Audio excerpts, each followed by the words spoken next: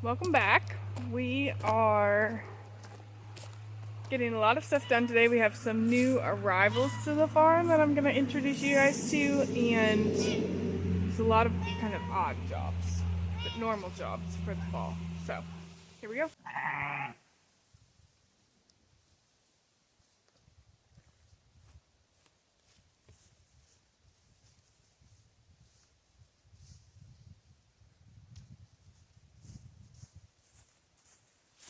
So, the rams are down here at the house still. They are going out with the rest of the ewes for breeding on November 26th, so they have like a month to go.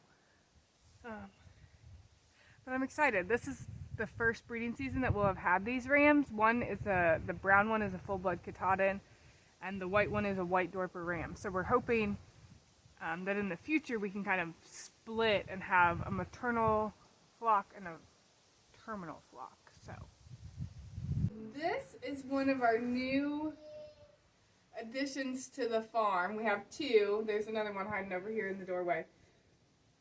They're Jerusalem donkeys. In full transparency, we have a lot to learn. Brought them home yesterday, and eventually, after we get some work, we work with them for a while, we will turn them out with the sheep. That's the plan. They're going to be the new guard animal for the sheep. Maggie is still with us for now, but she is probably looking for a new home, unfortunately. She has just kind of gone back and forth recently in the last 6 months or so, wanting to be with the sheep one week, and the next week she tries to get out every day. And we've had a couple instances this summer where she's kind of caused problems amongst the neighborhood and stuff. So she is looking for a new family or a new flock of sheep. There's a lot for us to learn, and we're excited. We're not completely set on it yet, but we think their names are going to be Roscoe and Enos because they're both boys, both gelded boys. And yeah. This is the first time that we've had equine on the farm in a long, long time. When Levi's dad was younger, he had a horse on the farm, and for a long time they used horses on the farm. But these are the first equine that will be here first time in 4 decades, at least.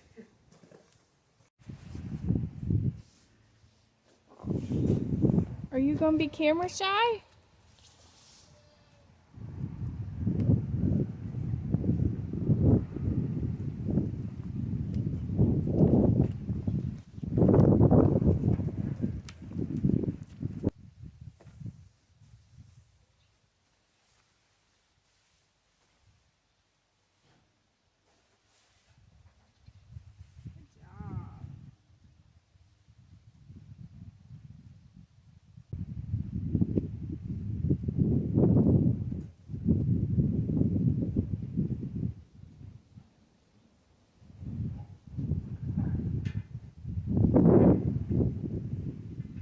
Probably since the last video, you guys have not known that in May we bought 5 ewes that were possibly bred at a special sale.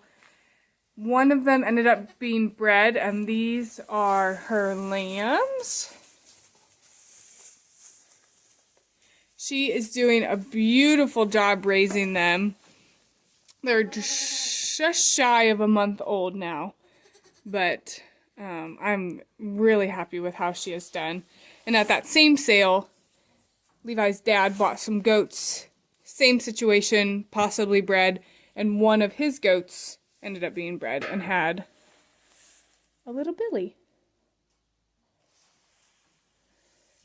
So it was kind of fun to have like some lambing and kidding action going on in the fall. We don't usually have that, but definitely reignited my passion for lambing.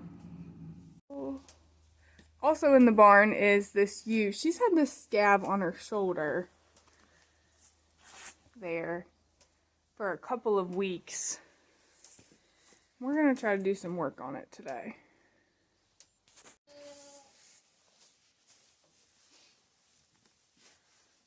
So this ewe has been in the barn for a couple of weeks. Oh, good, that's coming back in. She's had this scab on her shoulder for a while, most of the summer, but about 3 weeks ago, probably, she started really, really digging at it, and she would not leave it alone. So we brought her into the barn, and we've been trying to keep it bandaged so that we can get it to heal, and we can send her back out with the rest of the ewe flock to get ready for breeding season. But every time I think that we get it, and it's going to be alright, and she's going to leave it alone, she rips it open again. So, to heal. So like this whole section right here, this was all down to just the skin, and there's hair coming back in. So it's coming. She is leaving it alone a little bit at least for that hair and stuff to come back in, but we're going to bandage it up again because she ripped it open again last night and see if we can keep her out of it.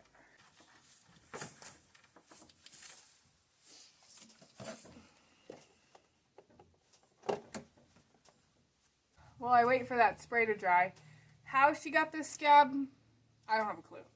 I'm guessing she was just like rubbing on a tree or something, had an itch there really bad, and was rubbing on a tree and kind of rubbed it raw and then, you know, kept digging at it because it was not this big for most of the summer. It was very small, but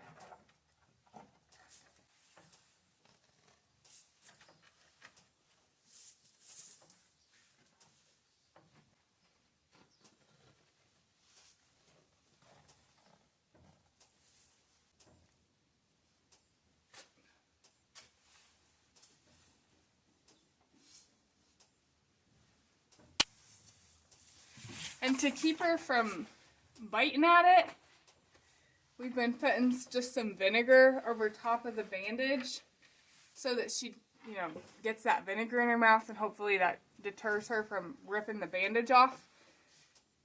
But I haven't found a way to keep her from kicking at it, so.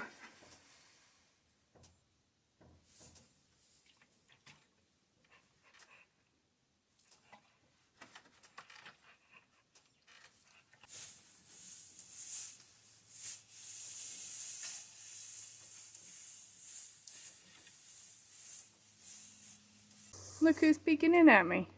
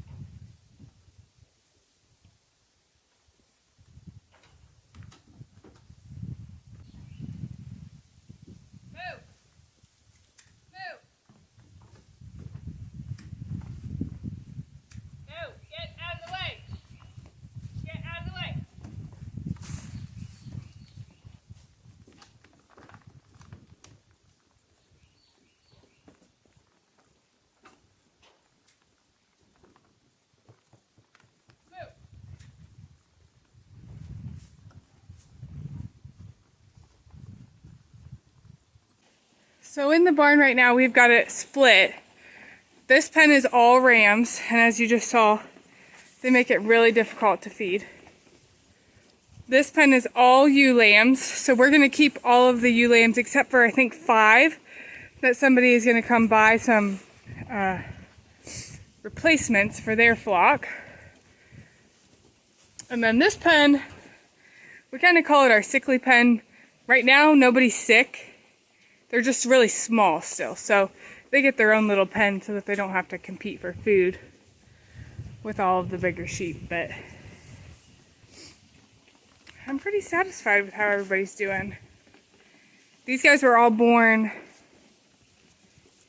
April and May of last year, but you guys were all around for that. If you weren't, go back and check them out. We videoed and have videos of all of our lambing days from last year. So we are predicted to have our first hard freeze, like down into the 20s on Tuesday night. So right now the ewes, they're way back there, are grazing through this hayfield. But because we only have one more day to get them through here because of the alfalfa. So if you don't know, once alfalfa gets a hard freeze, it becomes toxic. So that's why we only have one more day in this field. So I'm gonna open up the whole field and let them go for today and tomorrow, and then tomorrow afternoon I will move them into that parking lot area up there around the lamb barn, which is just straight grass. So we probably still have a week or 10 days worth of grazing left. I stepped into the barn to tell you, most of this summer, we got started a little bit late. It was about June, the end of June when we started, but we did kind of an intensive, I don't know that I would call it intensive because it could be much more intense, but we rotated the sheep and the goats together every 3 to 4 days, and then the cows came right behind them. So we divided the farm up into 14 different paddocks, and that was our mainstay. And then we got a couple times where we were lucky, including right now, that we went through this hayfield, and that added 3 more paddocks. So if you don't know much about intensive grazing, this probably doesn't make any sense, but we put a lot of work in this summer on growing our grass, getting the most out of our pastures that we could, giving them plenty and plenty of rest. And it worked out really well for us. I'm really happy with how it went. I'll show a couple pictures in the next slide or the next frame about the improvement that we saw in some of our pastures and some drone pictures that I got. That's just kind of a little background on why you see us grazing our hayfield right now.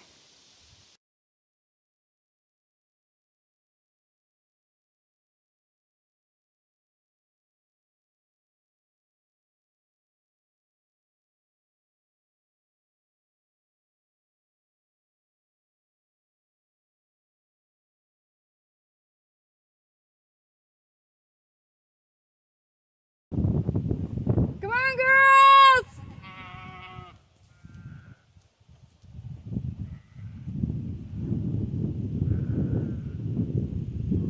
So while they work their way up here, this is the divider where they were, and then I fixed the one that goes from this hoop barn all the way over to the permanent fence on the other side of the driveway. So they are going to get where the sunflowers were, the whole hayfield, for the next day and a half or so. And then tomorrow evening, we'll move them in here, where that maple tree is, where it's just straight grass. Come on, girls!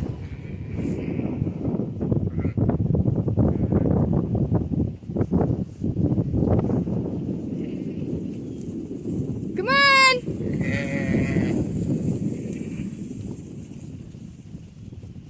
these 3 ewes, oh, that's the wrong way.